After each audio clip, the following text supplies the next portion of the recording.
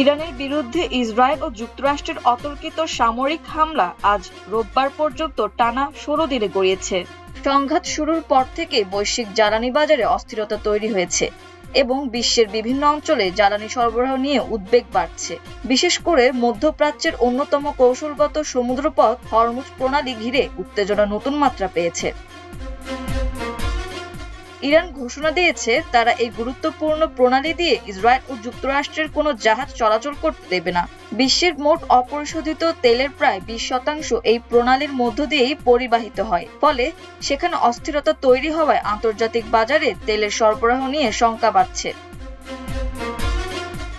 ইতোমধ্যে যুদ্ধ পরিস্থিতির কারণে অনেক দেশের বাণিজ্যিক জাহাজ এই পথ ব্যবহার করা বন্ধ করে দিয়েছে বা বিকল্প রুট খুঁজছে।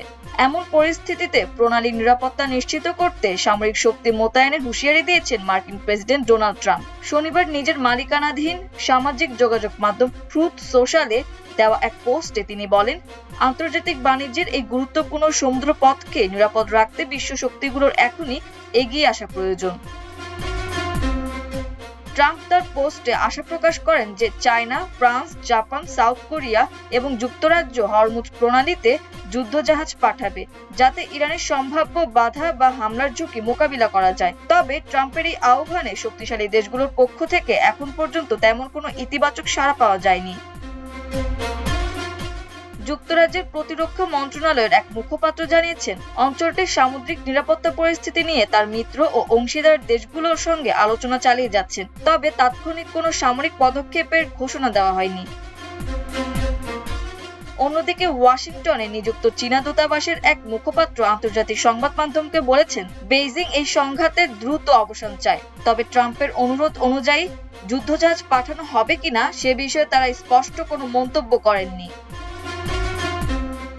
যুক্তরাষ্ট্রের ঘনিষ্ঠ মিত্র হিসেবে পরিচিত জাপানও এখন পর্যন্ত আনুষ্ঠানিকভাবে কোনো প্রতিক্রিয়া জানায়নি। তবে জাপানি সংবাদ মাধ্যমের খবরে বলা হয়েছে, প্রধানমন্ত্রীর আসন্ন যুক্তরাষ্ট্র সফরে বিষয়টি আলোচনার এজেন্ডায় থাকতে পারে।